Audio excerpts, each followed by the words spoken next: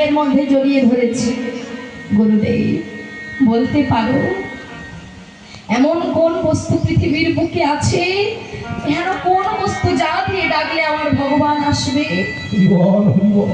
গুরুদেব শিষ্যকে বলছে, শোনো অদ্বৈত, শোন বাবা, কাঁদতে যদি হয় তুই কৃষ্ণ কৃষ্ণ বলে কাঁদ। বলছে কেন গুরুদেব?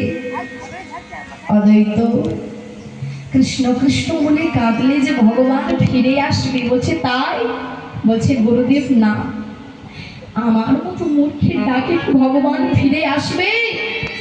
আমার মতো কাঙালের ডাকে কি ভগবান ফিরে আসবে গুরুদেব? বলতে পারো এমন কোন বস্তু আছে যা দিয়ে ডাকলে আমার ভগবান ফিরে আসবে? তাকে দেখি না নয়ন মাঝে,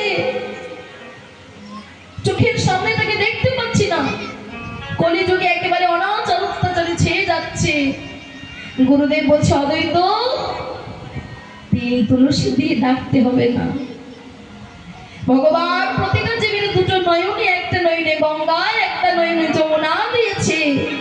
আর তুলসী পত্র যদি না থাকে, মন তুলসী আর নয়নের জলে যদি থাকে, একবার ডাকার মতো ডাকা যায়। অদ্বৈত কেঁদে কেঁদে বলছি গুরুদেব, আমার মতো মূর্খের ডাকে কি ভগবান আসবে? গুরুদেব বলছে অদ্বৈত,